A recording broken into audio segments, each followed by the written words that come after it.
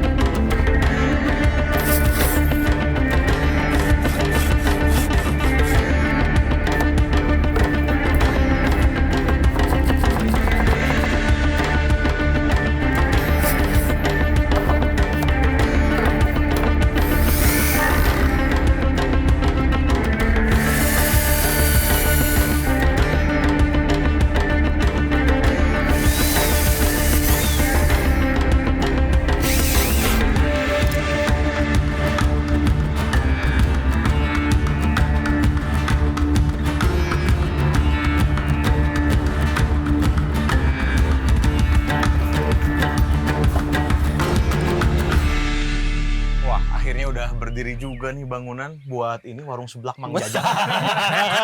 Jang, beres Jang. Kompornya nanti gimana mau naruh kompornya Mang Jajang, Pak? Oh di sini. Oh, ini belakang buat rak simpen seblaknya. Oh. Kurang gimana bager Pak Hedi, coba kamu mah.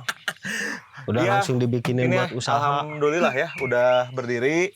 Terus nanti ya kita perbagus lagi kali detail-detailnya mah. Yang penting si bangunannya udah berdiri, udah bisa naruh. Bisa dipakai. Udah masuk ya, Pak. Iya, sampah-sampah organik yang gede dan kita coba dulu lah si fungsinya dari mulai pintu, terus nanti si penyekatan-penyekatan ini Oke, sip.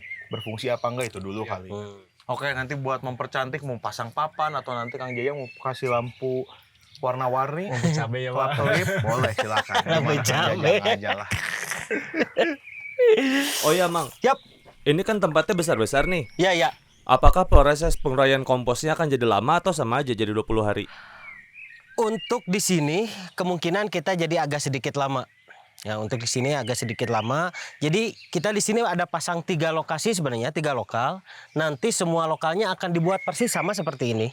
Ya, dibuat persis sama seperti ini. Setiap 15 hari saya akan minta Mang Jajang untuk memindah. Jadi di sini setelah 15 hari kita akan balik semuanya ke yang kedua. Nanti dari yang kedua 15 hari kemudian dipindah ke yang ketiga. Setelah itu dikeluarkan. Jadi kemungkinan jumlah harinya itu akan berkisar antara 40 sampai 50 hari. Harusnya sudah matang. Seperti itu. Gimana kalau kita langsung nyoba Makan. Kita coba isi tempat komposter kita yang besar ini dengan sampah-sampah organik yang ada di sekitar kebun kita. Kira-kira Siap. ada apa ya yang bisa kita Sana juga masukin kemarin sekarang? ada ini Pak, pohon pisang. Ya. Si pisangnya udah tua. Ya. Kemarin teh roboh, bisa kita pakai pohonnya. Oke. Kita masukin sini. Masukin sini. Nanti Siap. di Mang Jajang di potongan kira-kira Cacak dan ya di- cacak kira-kira cacak. semeter, cacak masukin sini. Iya. Oke. Itu bisa masuk duluan aja, nanti paling bawah. Jadi di bawah Iya. kita buat alas Pak. Ya, betul. Betul. Nanti juga ada beberapa sampah organik yang sudah dikresek hitam. Kayaknya di situ juga ada Iya. rumput-rumput yang bekas Rumput-rumput, kemarin ya, ya. bekas Kemarin yang yang Jajang. bawa dan dari sana. Ya. Boleh. Siap. Kalau gitu saya bantuin ngambil yang rumput juga deh. Oke, siap. Siap. Yuk.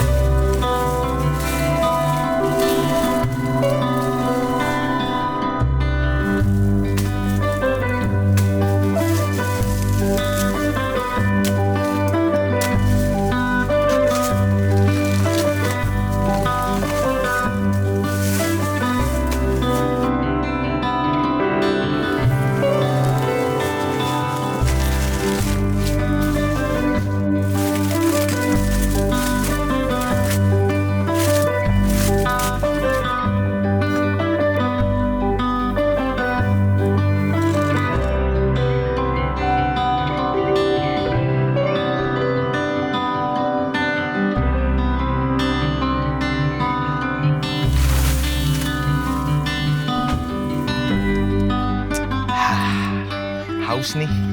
Pak, Itu minumannya. Siapa?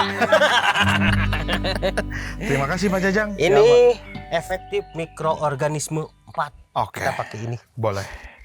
Nah, kalau sebanyak ini rasionya berapa nih, Mang? Di sini ditulis untuk 1 liter E4 itu bisa dipakai diencerkan dalam 50 liter air. Tapi seharusnya setelah ini pakai molase Pak. Cuma kalau kita nggak pakai molase ya seadanya aja Ya, dulu sementara. bisa nyusul lagi kan? Iya, Iya, bisa nggak nyusul. mesti langsung dalam satu waktu. Ini kira-kira 10 liter ya kurang lebih lah 1/5-nya dari botol ini. Oke.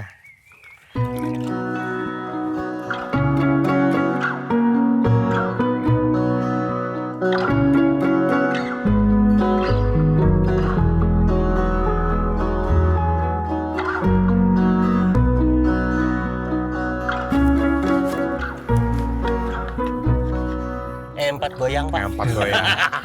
Tapi jangan diseruput itu mah.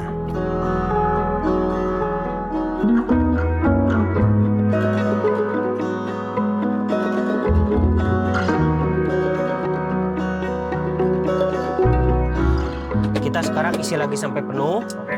Setelah penuh kita siram lagi sekali lagi, lalu kita tutup.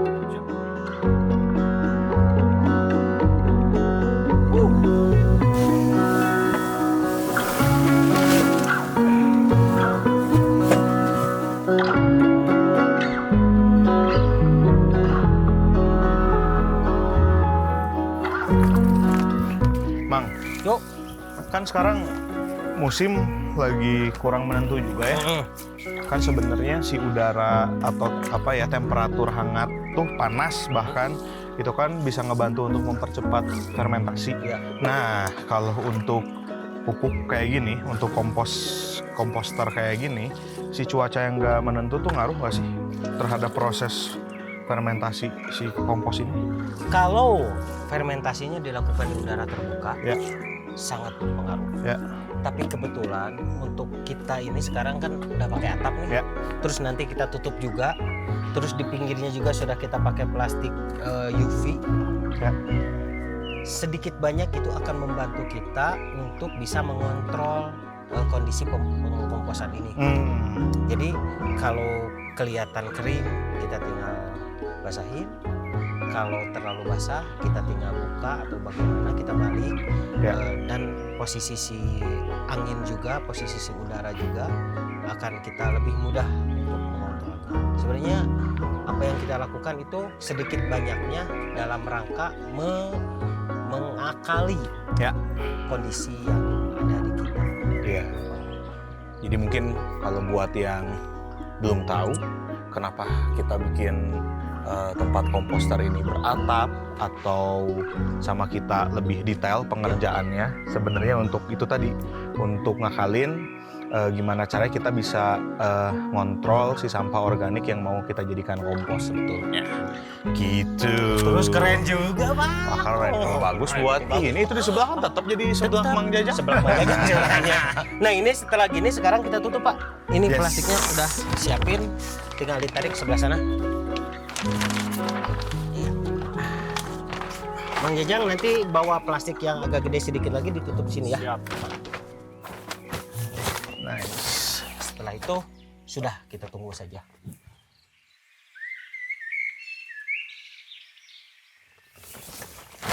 Nah, Mang, untuk proses pembuatan pupuk kompos sendiri nih, kalau misalnya kita bandingin ya sama teknik fermentasi di makanan ataupun di minuman deh gitu ya.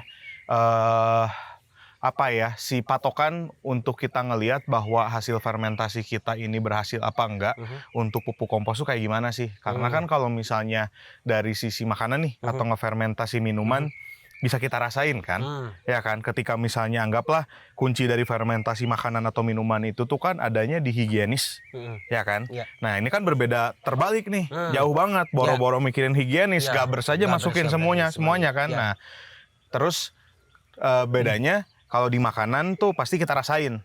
Kalau kerasa rasanya rusak tuh berarti gagal fermentasinya. Nah untuk pupuk kompos sendiri, untuk kita bisa ngukur bahwa hasil fermentasi pupuk kompos kita berhasil tuh dari apa ya? Kalau kompos itu, kalau yang berhasil itu, baunya itu sebenarnya balik lagi ke bau tanah. Oke. Baunya itu kayak bau tanah, tapi karena kita menggunakan mikrobakteria yang kita pakai ini relatif agak sedikit wangi, jadi bau tanahnya itu agak ada wanginya gitu. Tetap ada wangi fermentasi. Wangi fermentasi, wangi Oke. manis-manisnya. Tapi si bentukan lalu si secara fisik itu sudah hancur, kembali lagi hampir menjadi seperti tanah. Oke. Seperti Warna itu. pun udah berubah. Warna menjadi coklat bagus lah gitu. Oke. Ya, jadi kalau fermentasi yang bagus itu nggak bau. Biasanya yang bau itu kalau misalnya ada air tergenang, Ya.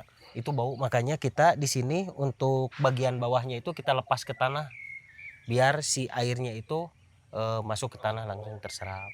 Oke. Jadi yang akan kita manfaatkan kalau bahasanya ampasnya kali Ampasnya. ya. Karena si cairannya udah turun ke bawah gitu. Nah, kan tadi Kang Gia bilang kalau cara ngelihat hasil dari pupuk kompos ini tuh kan ada beberapa cara ya. Salah satunya hasil dari fermentasi pupuk kompos yang berhasil itu wanginya tuh khas tapi mungkin seperti wangi fermentasi, terus dari bentuk kembali ke tanah. Nah kalau misalnya ngomongin wangi nih, berarti kalau misalnya wanginya bau, baunya nggak enak, bau sampah, bau busuk, itu tandanya gagal dong. Gagal sebenarnya kalau buat saya pribadi Iya. ya, untuk saya pribadi Bang, pembuatan kompos itu bisa dikatakan tidak ada yang gagal. Oke. Kenapa? Karena mau apapun pengurainya, mau lalat, mau belatung Iya. seperti itu, mau cacing, Iya. mau apapun, tetap kembali lagi ke bentuk yang kita inginkan, Betul. yaitu seperti tanah. Cuman ya yang mengganggunya itu baunya itu. Oke. Kan kita nggak mau ya, maksudnya kita kan di sini senang masak juga ya. Iya, iya. Kebayang lagi masak, ada bau kompos yang nggak enak, itu Iya. kan itu yang kita hindari. Nah, sebenarnya kita dengan proses seperti ini kita akan meminimalisir itu. Jadi dengan tidak memasukkan daging, dengan tidak memasukkan bahan-bahan busuk, kita akan minimalisir semua bau. Oke, ada faktor yang mengganggu nggak sih dalam proses fermentasi ini? Contohnya kayak anggaplah binatang, Oh, karena kan maksudnya karena kita nutupnya pun bukan nutup yang benar-benar apa ya, tertutup banget gitu ya, kan ada kesempatan untuk apapun ya masuk gitu ya. Nah ada nggak sih contoh dari binatang yang memang mengganggu proses ada. ini? Jadi binatang itu kadang mungkin dia masuk itu karena ada makanan. Ya. Kedua karena nyaman, Lembab ya. lembab, anget. Iya. Jadi kita minimalisir itu saja. Oke. Makanannya misalnya ya nggak masukin nasi, nggak masukin. Jadi jangan masukin nasi ya. Sampah dapur Iya. jangan dimasukin. Sampah dapur masukinnya ke yang biru kemarin. Iya. Ya. Ada satu lagi di tong. Iya, yang tong itu. Nanti yang tong itu disimpan di sini. Ya. Yang tong disimpan di sini. Jadi semua komposter nanti kita terlokalisir di sini. Nanti yang tong akan disimpan di sini, yang ini khusus untuk organik seperti ini. Oke. Jadi sebenarnya seperti itu Pak. Jadi binatang ya mungkin ada saja, dan kita harus memang meminimalisir itu dengan cara ya dikontrol aja. Ya. Karena itu mah udah nggak ada pilihan lagi. Kalau nggak dikontrol, misalnya ini nih, tinggalin aja 2 minggu gitu, nggak dilihat, ya ada aja sesuatu yang terjadi. Misalnya tiba-tiba ada tikus bersarang, tiba-tiba ayam bertelur di atasnya, dan kita nggak bisa balik, dan itu kan mengganggu pembuatan kompos. Ya. Seperti itu.